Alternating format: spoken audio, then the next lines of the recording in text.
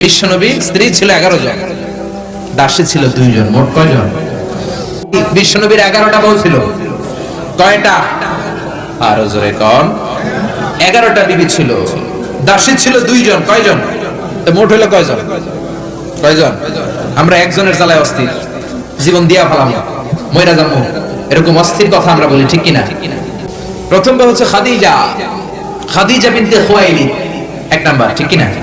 তারপরে আয়েশা বিনতে আবি বকর, হাফসা বিনতে ওমর, যায়েনব নামে 2 বউ, যায়েনব বিনতে জাহাশ, যায়েনব বিনতে খুজাইমা, সাফিয়া বিনতে হুয়াই ইবনে আখতাব, সাউদা বিনতে জামাআ, জুয়াইরিয়া বিনতে হারিস, মাইমুনা বিনতে হারিস, উম্মে হাবিবা রামলা বিনতে আবি সুফিয়ান, উম্মে সালামা বিনতে আবি উমাইয়া। এই 11 জন বউ ছিল। সুবহানাল্লাহ। 2 জন দাসী ছিল, একজনের নাম রাইহানা বিনতে যায়েদ আন-নাবারিয়া, আরেকজনের নাম মারিয়া বিনতে শামউন আল-কিবতিয়া। চিল্লায়ে পড়েন আল্লাহু আকবার। বিশ্বনবীর প্রথম বিয়েটা যখন বিশ্বনবী করেছেন, বয়স ছিল কত? সবাই বলেন। বিশ্বনবীর বয়স ছিল 25 বছর। আর বিয়ে করেছেন খাদিজাকে, খাদিজার বয়স ছিল কত? 40। শুধু 40ই না, এর আগে খাদিজার আরো 2টা বিয়ে হয়েছে। এরকম একটা বয়স্কা নারীকে বিয়ে করেছে তাগড়া 25 বছরের যুবক মুহাম্মদ সাল্লাল্লাহু। বিশ্বনবী যদি নারী পূজারী হতেন, 25 বছর বয়সে মক্কার সবচাইতে সুন্দরী সুন্দরী তরুণীগুলো বিশ্বনবীকে বিয়ে করার জন্য পাগল পাড়া ছিল। বিশ্বনবী জীবনেও নারীদের দিকে চোখ তুলে তাকান নাই। রব্বুল আলামিনের আদেশে তার অন্তরে ইলহাম হয়েছে, খাদিজাকে তিনি প্রথম বিয়ে করলেন। 25 বছরের তাগড়া যুবক বিয়ে করলেন, 2 বার তালাক খাওয়া, অনেকগুলো সন্তানওয়ালা একজন মহিলা, প্রৌঢ়া নারী খাদিজাকে। সুবহানাল্লাহ। অনেক ইহুদি খ্রিস্টান নাস্তিকের দলেরা বলে, নাস্তিকের বাচ্চারা বলে, বিশ্বনবী নাকি নারী পূজারী ছিলেন, নারীর দেহভোগ করার জন্য এতগুলো বিয়ে করেছেন। কপাল পোড়া, একটা বিয়ে বিশ্বনবী নিজের মন গড়া করে নাই, করেছেন কার আদেশে? জোরে বলেন, কার আদেশে? 4টা কারণে বিশ্বনবীর এতগুলো বিয়ে হয়েছে। কয়টা? একটা এডুকেশনাল কজ, একটা সোশ্যাল কজ, একটা পলিটিক্যাল কজ, একটা লিগ্যাল কজ। 1 নম্বরে হচ্ছে এডুকেশনাল কজ। জেনে নেন কেন বিশ্বনবী এতগুলো বিয়ে করেছে। মন গড়া করে নাই, আল্লাহর আদেশে করেছে, ঠিক কি না? 1 নম্বরে এডুকেশনাল কজ। নারীদের বিভিন্ন গোপন মাসালা বিশ্বনবীর কাছে এসে মহিলা সাহাবারা জিজ্ঞেস করতে পারতো না লজ্জার কারণে। এজন্য আল্লাহ বললেন, ও নবী, বেশি বেশি বিয়ে করেন, আপনার বউয়ের সংখ্যা হবে 13 জন। মদিনার সব মহিলা সাহাবীগুলা এসে আপনার বিবিদের কাছ থেকে মাসালা শিখে যাবে। লজ্জাকর মাসালাগুলো নবী আপনার কাছে এসে জিজ্ঞেস করা দরকার নাই, আপনার বিবিদেরকে আপনি শিখাবেন, আর বিবির কাছে এসে এসে মদিনার মহিলা সাহাবারা শিখে ইসলাম প্রচার করবে। চিল্লায় কোন আল্লাহু আকবার। এটা হচ্ছে 1 নাম্বার কারণ, এতগুলো ওয়াইফ হওয়া। 2 নাম্বার কারণ হচ্ছে সোশ্যাল কারণ। আমার নবী সামাজিক ছিলেন। বিশ্বনবীর রাইট হ্যান্ড ছিল আবু বকর, এইজন্য ডান হাতটাকে শক্ত করার জন্য আবু বকরের মেয়েকে বিয়ে করলেন। বিশ্বনবীর বাম হাত ছিল সাইয়েদনা ওমর, বাম হাতটাকে আরেকটু মজবুত করার জন্য ওমরের মেয়ে হাফসাকে বিয়ে করলেন। ইসলামের 4 জন খলিফার 2 জন বিশ্বনবীর শ্বশুর, বাকি 2 জন বিশ্বনবীর জামাই। সুবহানাল্লাহ। আবু বকর কিন্তু বিশ্বনবীর শ্বশুর, ওমর ফারুক কিন্তু বিশ্বনবীর, আর উসমান আর আলী ছিলেন বিশ্বনবীর জামাই। সুবহানাল্লাহ পড়েন। 2টা কারণ, একটা এডুকেশনাল, একটা হলো সোশ্যাল। 3 নম্বরে হচ্ছে পলিটিক্যাল কজ, রাজনৈতিক কারণে। বিশ্বনবী ইহুদিদের দুর্গ খায়বারে আক্রমণ করেছেন। আল্লাহু আকবার। খারিবাত খায়বার, খায়বার ভেঙে চুরে সাকার করে দিয়ে ইহুদিদের সাথে যুদ্ধে বিশ্বনবী বিজয় লাভ করে ফেললেন।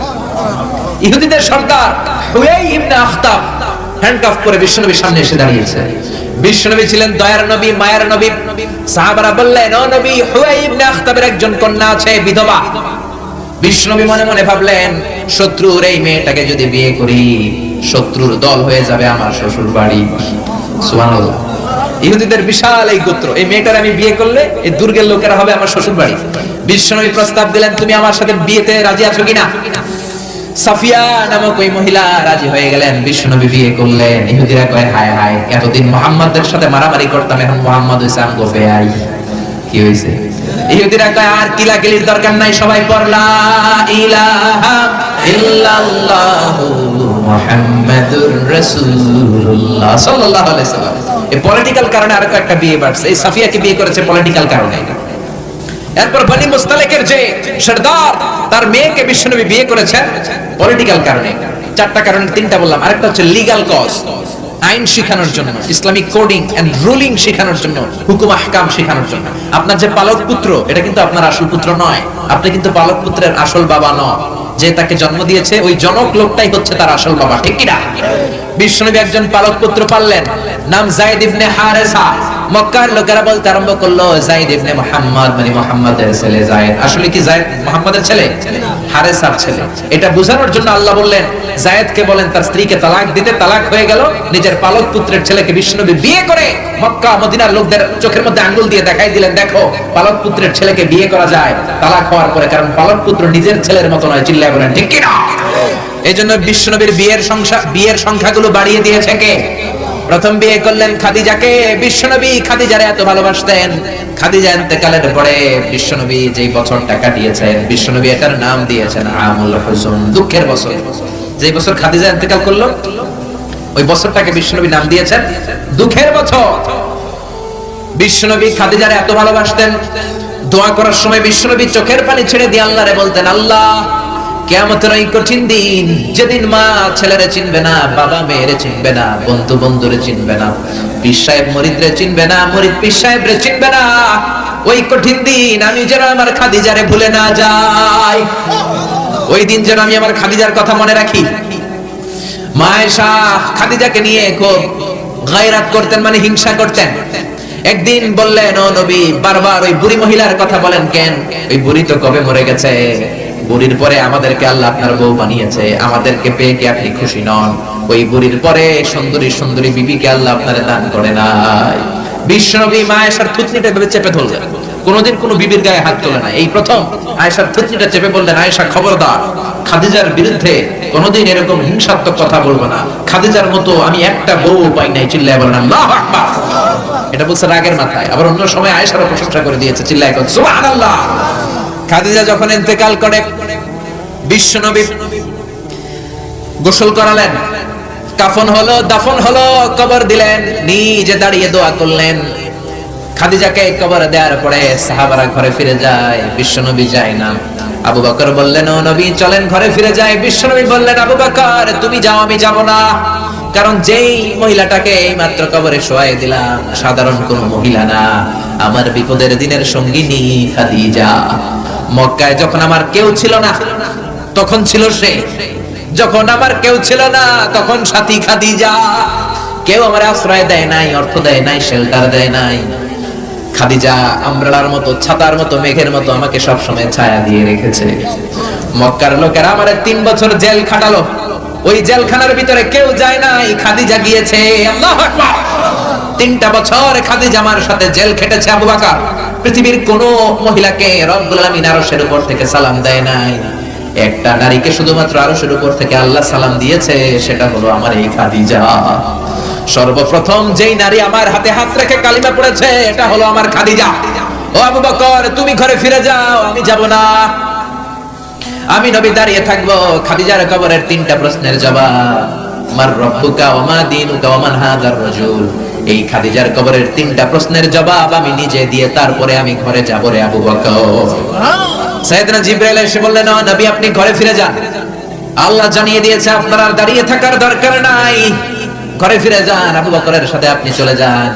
আল্লাহ জানিয়ে দিয়েছে খাদিজার কবরের 3টা প্রশ্নের জবাব আরশের উপর থেকে আল্লাহ নিজেই দিয়ে দিবে।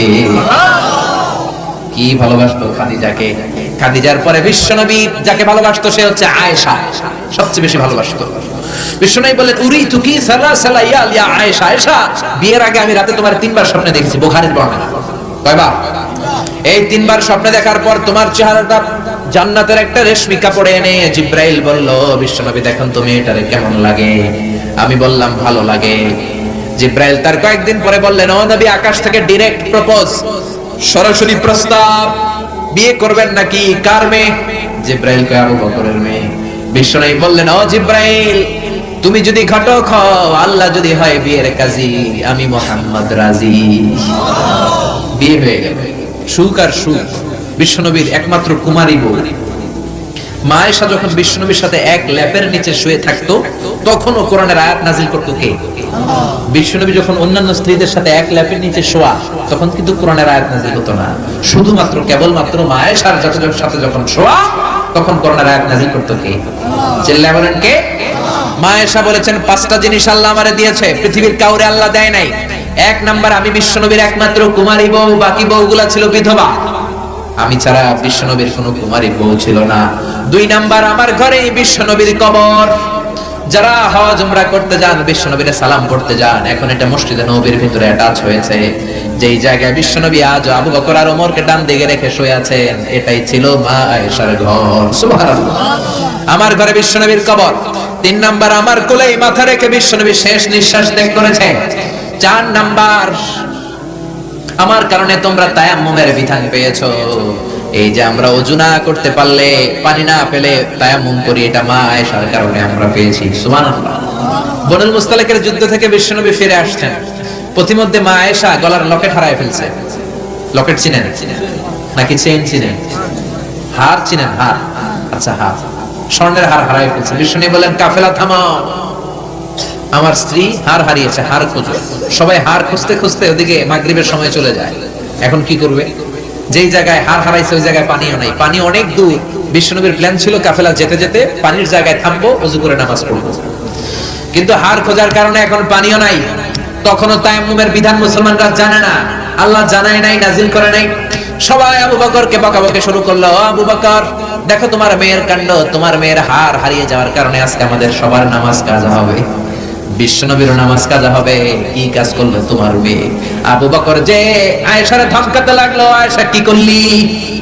আল্লাহ সাথে সাথে আবু বকরকে ধমক দিয়ে কোরআনের আয়াত নাজিল করলো, আবু বকর আয়েশারে ধমক দিও না, আয়েশারে ধমক দিলে আমার আরশ কেঁপে যায়।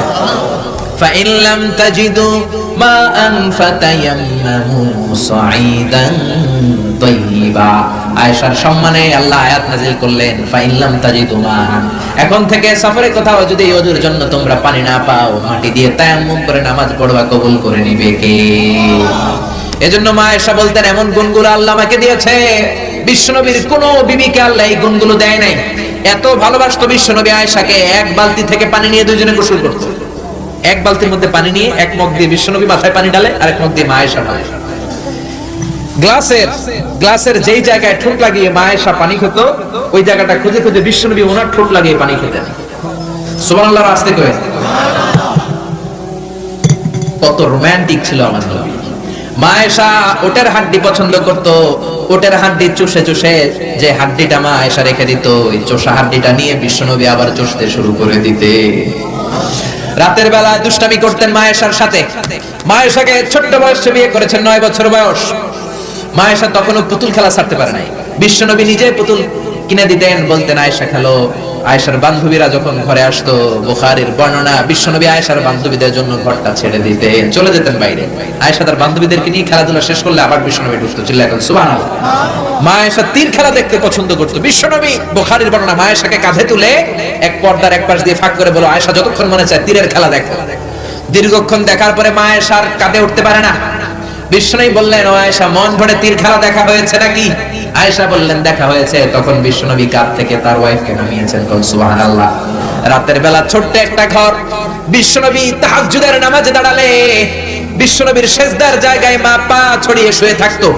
বিশ্বনবী লম্বা সময় কেরাত করে, রুকু করে, সেজদা দেওয়ার জায়গা নাই, কারণ সেজদার জায়গায় মা আয়েশার পা বিছানো আছড়া নাই। বিশ্বনবী মা আয়েশার পায়ের মধ্যে চিমটে দিত, মা আয়েশা পা দুইটা গুটিয়ে নিলে বিশ্বনবী সেজদা দিত, আবার সেজদা দিয়ে উঠে গেলে মা আয়েশা পা বিছিয়ে শুয়ে পড়তো। সুবহানাল্লাহ পড়বেন না? কি সুন্দর ছিল ওনাদের সংসার, কি ভালোবাসা ছিল। স্বামী স্ত্রীর পারস্পরিক সম্পর্ক তো আমরা বিশ্বনবীর জীবনী থেকে শিখি।